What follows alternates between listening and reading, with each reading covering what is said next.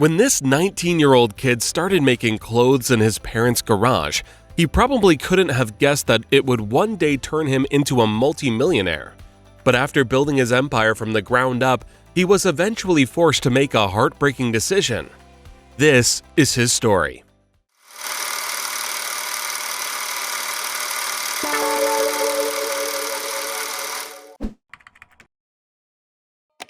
Ben Francis grew up in Bromsgrove, a quiet town in outer Birmingham. While nobody could have predicted that he would end up founding a million-dollar empire, the entrepreneurial fire ran in his family.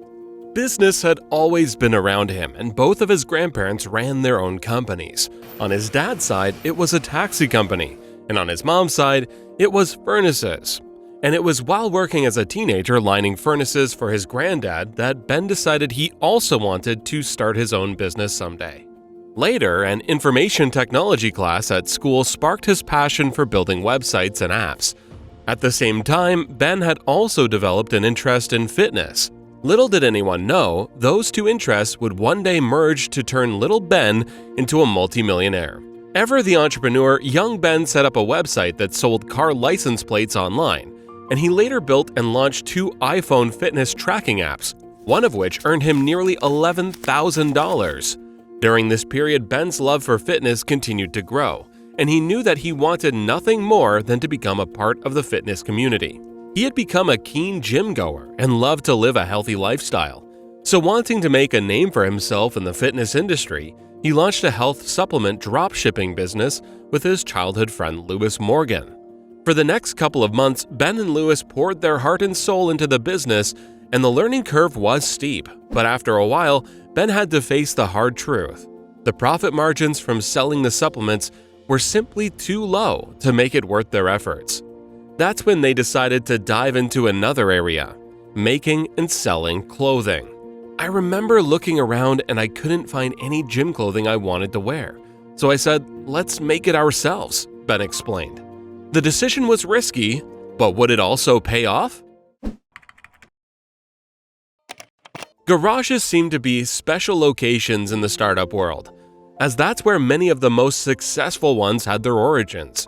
Steve Jobs and Steve Wozniak started Apple in Jobs' parents' garage. Amazon was born in Jeff Bezos' garage. Larry Page and Sergey Brin leased Susan Wojcicki's garage for $1,700 a month. And like them, Ben and Lewis created Gymshark very close to home too, namely in Ben's parents' garage. After deciding to try their hand at selling clothing, the boys poured their savings together and bought a sewing machine and screen printer. They enlisted the help of Ben's brother and a group of friends, and the fun could begin, making gym vests and t-shirts in the garage.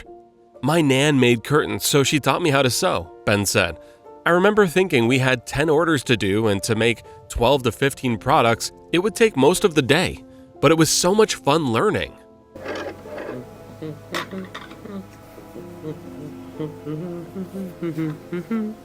When looking to buy a bodybuilder vest, Ben noticed that there was a gap in the market. Most vests were designed for older men who had already built up their muscle bulk. But what about slim teenagers who were just starting out? Not one to sit around and wait, Ben decided to take matters into his own hands. And so they got to work making bodybuilder vests that fitted young boys like them. At this stage, there was still no immediate grand plan regarding growing the business. It was more, "I really want to wear this, so I made it," Ben explained. And the inexperienced duo even guessed how much to price their items. It was literally a case of what we would want to pay for something. There was no considered approach. We were like, we would pay £20, so that became the price. Now the question was, would customers want to pay that too? When Ben and Lewis created Gymshark, they were both 19 years old, and looking back at their lives, it's hard to imagine how on earth they even had the time or the energy to get their little company up and running. While many young entrepreneurs have to juggle running their startup with holding down a 9-to-5 job, Ben was not only a full-time student by day, but was also a pizza delivery man by night.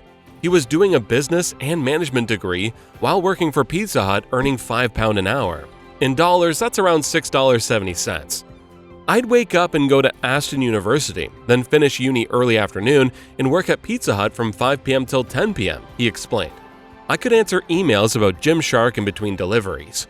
Then I'd go home and sort out the website and design new products.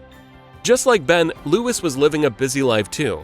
He had a job washing dishes and worked as a retail assistant while studying, and he described the first 4 years of Gymshark as complete and utter mayhem. As the boys put in tons of hours, their profits slowly but surely kept increasing, and by this point they were earning around $400 a day in online apparel sales. They were over the moon, but soon enough, that number would grow even more. In the fall of 2012, they began designing and developing the product that would eventually shoot Gymshark into huge growth: the Luxe Fitted Tracksuit. At this stage, the project required even more time and energy than ever before, and Ben decided to quit both university and the world of pizzas to give Gymshark his full attention. After attending Body Power, a premier fitness trade show in Birmingham, they quickly recognized it would be the perfect arena to showcase Gymshark's apparel products, and they immediately signed up for the next one. Up until then, Gymshark had been a pure online business. Everything happened online, and they'd never actually seen the people they were affecting in real life. They hoped they would be able to sell some items and get some brand exposure, but nothing could have prepared them for what they were about to experience next. On the day of the Body Power Expo, Ben and Lewis were feeling excited, but the second the doors opened, they couldn't believe their eyes. We were flooded. I have never seen so many people just draw into a stand once ever. Their newly created Luxe Fitted Tracksuit was extremely popular with visitors of the trade show, and demand for their unique design spiked. Soon, Gymshark became inundated with orders, and they reportedly made over $42,000 in a single day. That was the first time we realized we were onto something, Francis said. The next year, Gymshark made almost $500,000 in revenue from online sales. By 2017, they were up to $52 million. And fast forward to 2018, and Gymshark reportedly generated $128 million in annual sales. Now, that's impressive. But how did they manage to grow the company so quickly? In short, it was thanks to a very savvy use of social media. Gymshark always worked hard to ensure its social media accounts were as interesting and visual as possible. And to increase brand visibility, they even went as far as to send free clothing to prominent bodybuilders and other fitness fanatics, such as Lex Griffin and Nikki Blackletter. In turn, they hoped these stars would talk positively about the products to their followers. This is what we now call influencer marketing, and it has become a widespread phenomenon that many companies use to their advantage. At the time, however, it was still not really a thing, and Gymshark was one of the first brands to make exclusive use of this useful marketing technique. The idea worked better than Ben and Lewis could have dreamed, and sales soon skyrocketed even further.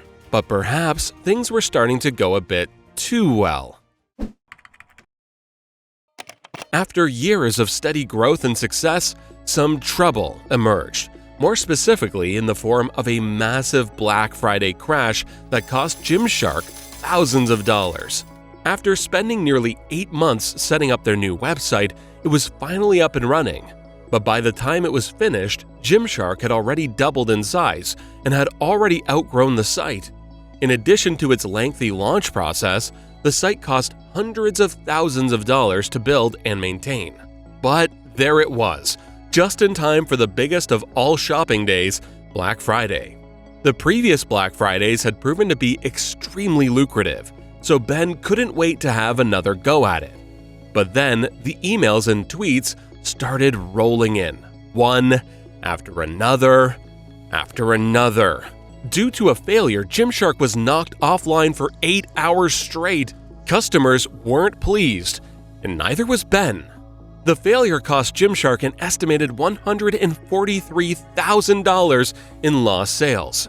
Even worse, it also cost them the trust they had spent years earning from their loyal customers. But while this could have sent some into a tailspin, Ben was never one to wallow in his sorrows. And to him, the necessary steps were obvious. First, figure out how to fix the issue at hand. Second, make sure a failure like this will never happen again. And third, apologize.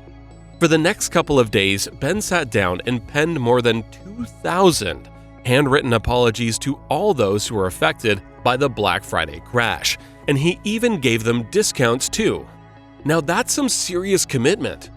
Although it took some time to regain customers' trust, Gymshark eventually picked up where it left off. The company continued to flourish and orders were coming in by the thousands. By this point, Lewis had already left the company, making Ben the sole CEO. But then, he stepped down too. Ben described it as a heartbreaking decision, and many people in the company were questioning it. But noticing that CEO was not the right role for him at the time, he felt stepping down was the right thing to do. Just because I'd started a business that had grown very quickly didn't mean I was the most competent chief exec, he explained. Ultimately, my gut instinct told me that it was the right thing to do because it would help develop and grow the business and the brand. By stepping back as CEO, Ben handed over the reins to the then managing director, Steve Hewitt, a former director at Reebok. And for the next couple of years, Ben had the chance to try his hand doing several different roles, including Chief Technology Officer, Chief Marketing Officer, and Chief Product Officer. During this period, he had to set aside his pride, and he learned from others at lightning speed. But would his heartbreaking decision also benefit the company? Today, Gymshark is a sportswear empire. The company has been growing immensely year after year, and so has its revenue. In August of 2020, Ben had the following message to share. I cannot believe I'm stood here saying this, but Gymshark is worth $1.4 billion. Gymshark has gone from being an entrepreneurial startup to becoming a global brand with millions of customers in more than 180 countries. And in less than a decade, it has developed a loyal cult-like following. With their 3 accounts combined, they have amassed nearly 10 million followers on Instagram alone. And the company currently employs over 800 members of staff. Definitely an impressive leap from where Ben started out making Gymshark's first pieces in his parents' garage. And while the young entrepreneur stepped down as CEO some years ago, since August of 2021, he's been back at the helm. To this day, Ben feels like his decision to step back was the right thing to do. And while it was a tough choice to make, in hindsight, he has said it actually gave him an incredible opportunity to try out different areas of the business. He compared it to being able to do an exam and just do it as often as you want until you get the result that you want. And he said the decision to temporarily step back as CEO ultimately turbocharged his development as a business leader. Now he wants to combine all of that knowledge, experience, and expertise to lead Gymshark to an even higher level. Let's hope he succeeds. This was the story of Gymshark. After spotting a gap in the sportswear market, Ben and Lewis set out to fill it up themselves. Over the years, Gymshark has grown immensely, using only social media and influencer marketing. And in doing so, it not only successfully filled in a gap in the market, but also disrupted the entire fitness industry. Had you already heard of Gymshark's impressive history? And what do you think of Ben's decision to step down as CEO? Share it in the comments, and don't forget to check out our channel for more inspiring business videos.